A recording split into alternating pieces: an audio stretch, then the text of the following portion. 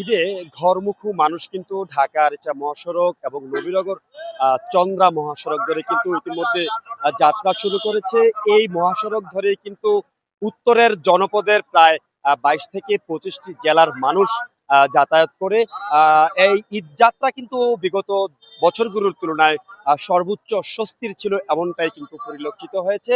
তবে গতকাল একটু ব্যতিক্রম ছিল। গতকাল আমরা দেখেছি নবীনগর চন্দ্রা মহাসড়ক এবং ঢাকা আরিচা মহাসড়কে কিন্তু প্রচুর যানজট ছিল, জনজট ছিল এবং আহ, মানুষের ভোগান্তি শেষ পর্যায়ে বৃষ্টির কারণে কিন্তু ঝড় সহ বৃষ্টি হয়েছিল, প্রচন্ড বৃষ্টি। সে কারণে কিন্তু মানুষের ভোগান্তির মাত্রা চরমে পৌঁছেছিল। আজকে কিন্তু সে দৃশ্য এখানে পরিলক্ষিত হচ্ছে না। সর্বোচ্চ আহ স্বস্তির যে ঈদ যাত্রা, সবচেয়ে বেশি যে বিগত বছরগুলোর তুলনায় স্বস্তির যে ঈদ যাত্রা এবার কিন্তু সেটি পরিলক্ষিত হচ্ছে। আমি এই মুহূর্তে বাইপাইল রয়েছি। এটি বাইপাইল আবদুল্লাপুর এবং নবীনগর চন্দ্রা মহাসড়কের যে ত্রিমোহনা, সেই জায়গাটি। এখানে কিন্তু আমরা আজকে সড়কে তেমন কোনো যানবাহন দেখতে পাচ্ছি না। যানবাহনের চাপও কম এবং যাত্রীর চাপও কিন্তু কম রয়েছে। সব মিলিয়ে আজকে কিন্তু একটি স্বস্তির ঈদ যাত্রা পরিলক্ষিত হচ্ছে। এটি কিন্তু স্থানীয় যাত্রী যারা রয়েছেন, যারা সড়কটি ব্যবহার করছেন, তারাও কিন্তু বলছেন যে আজকে সড়কে যে নিরাপত্তা ব্যবস্থা এবং যানজট নেই, এটি আসলে তাদের যে ঈদের আনন্দকে বাড়িয়ে তুলছেন, এমন কথাই কিন্তু বলছেন। এবং তবে এই যে আমার সামনে যদি একটু দেখাই, যে খুঁটিগুলো রয়েছে, এটি হচ্ছে এলিভেটেড এক্সপ্রেস ওয়ের খুঁটি রয়েছে। এই খুঁটিগুলোর সামনে কিন্তু আরো বড়সড় নির্মাণ সামগ্রী থাকায় সামনের জায়গাটিতে কিছুটা যানজট মানে ধীর গতি রয়েছে।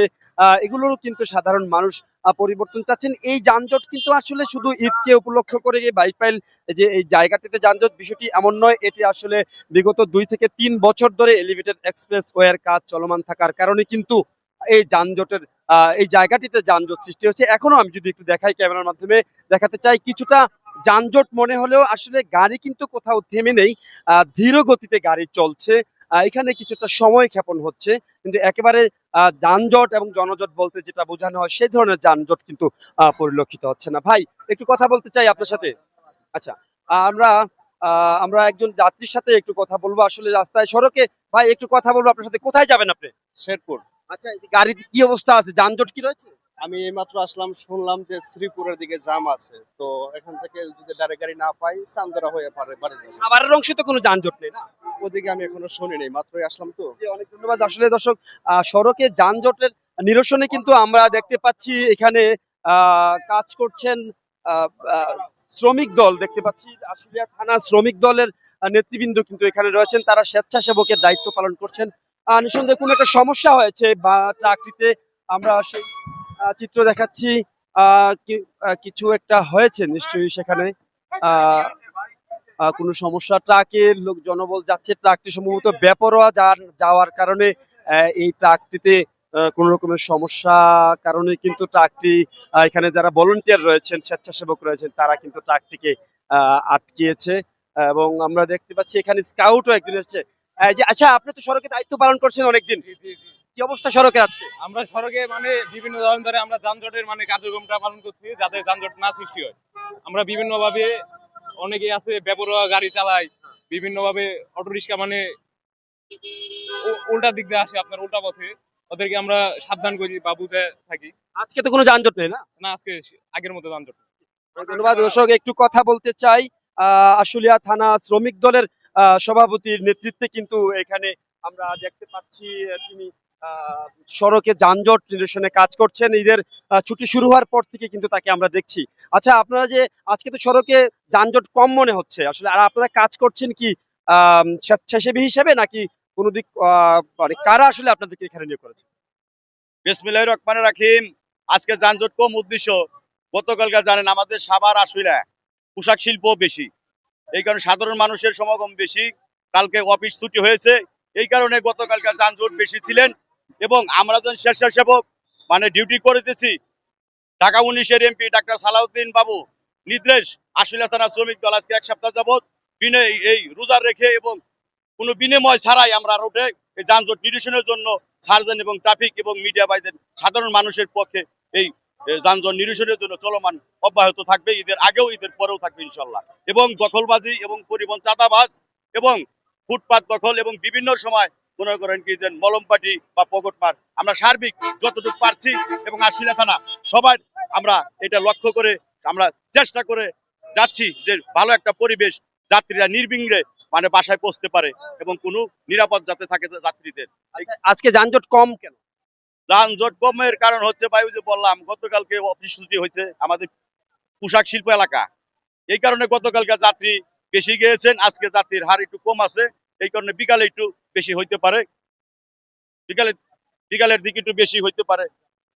হ্যাঁ ধন্যবাদ। দর্শক কথা বলছিলেন আসলে শ্রমিক দলের সভাপতি, তার নেতৃত্বে কিন্তু এখানে সড়কে শৃঙ্খলা এবং যানজট রোধে তিনি কিন্তু কাজ করছেন। একটি বিষয় একটু জানিয়ে রাখতে চাচ্ছি, এবারে স্বস্তির যে ঈদ যাত্রা সেটিতে কিন্তু সাধারণ যাত্রীদের কিছুটা অভিযোগও রয়েছে। তারা বলছেন এবার ঈদ যাত্রা স্বস্তির হলেও বিগত বছরগুলোর মতোই কিন্তু এবার ভাড়ার যে আতঙ্ক, 500 টাকার ভাড়া কোনো কোনো ক্ষেত্রে 1050 থেকে 1250 টাকা পর্যন্ত নেওয়া হচ্ছে এবং 600 টাকার ভাড়া 700 টাকার ভাড়া 1500 টাকা পর্যন্ত নেওয়া হচ্ছে। এই ভাড়া নৈরাজ্য নিয়ে কিন্তু আসলে ঈদের আনন্দে কিছুটা ভাটা পড়েছে, এমন কথাই কিন্তু সড়কটি ব্যবহারকারী যাত্রী যারা রয়েছেন, নারীর টানে যেসব মানুষ বাড়ি ফিরছেন তারা কিন্তু এমন অভিযোগই করছিলেন। দর্শক দেখতে পাচ্ছেন সড়কে কিন্তু আইন শৃঙ্খলা বাহিনীর সদস্যরা দায়িত্ব পালন করছেন এবং সড়কে আজকে অন্যান্য দিনের তুলনায় যানবাহনের সংখ্যা অনেক কম। যাত্রীরা কিন্তু স্বাচ্ছন্দ্যে আজকে যাচ্ছেন, কিন্তু একদিকে যাত্রীর সংখ্যাও কম, আজকে গাড়ির সংখ্যাও কিছুটা কম হয়, কিন্তু যাত্রীদের মধ্যে যে পর্যাপ্ত সংখ্যক আসন পাওয়া নিয়েও কিন্তু কিছুটা শঙ্কা দেখা দিয়েছে এবং ভাড়ার যে বিষয়টি বলছিলাম সেটি কিন্তু বরাবরের মতোই বেশি নেওয়া হচ্ছে। আমরা যদি একজন যাত্রীর সাথে কথা বলতে চাই, ভাই আপনি কোথায় যাবেন? টাঙ্গাইল। ভাড়া কেমন চাচ্ছে? আমি এখনো গাড়ির কাছে যাই না এখন।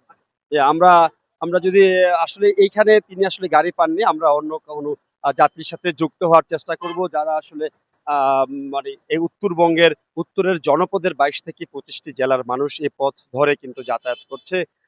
তো যাত্রী রয়েছে, দর্শক দেখতে পাচ্ছেন আসলে কম সংখ্যক যাত্রী কিন্তু রয়েছে। আমরা যদি একজন নারী যাত্রীর সাথে একটু কথা বলতে চাই, কোথায় যাবেন আপনি?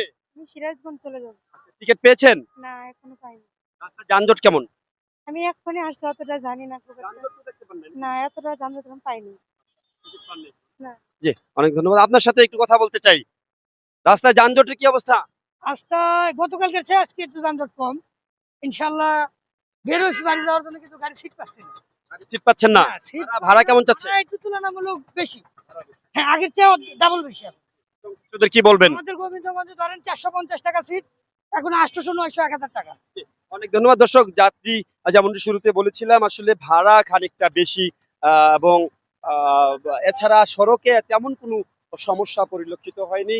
সব মিলিয়ে স্বস্তির ঈদ যাত্রা কিন্তু বলা যায় যে ঢাকা রিচা মহাসড়ক এবং নবীনগর চন্দ্রা মহাসড়ক ধরে যারা যাত্রা করছেন তারা কিন্তু মোটামুটি এই অংশটুকু আমিনবাজার থেকে ঢাকা রিচা মহাসড়ক এবং নবীনগর চন্দ্রার যে অংশটুকু চন্দ্রা পর্যন্ত সেটি স্বাচ্ছন্দ্যে কোনো রকম যানজট ছাড়াই যেতে পারছেন। তবে গাজীপুরের যে অংশ চন্দ্রা থেকে সেখানে কিছুটা যানজট রয়েছে এমন খবরই জানা গেছে এবং যাত্রীরা বলছিলেন যে স্বস্তির যে ঈদ যাত্রা সেটিকে কিন্তু বিঘ্নিত করছে বাড়তি ভাড়া।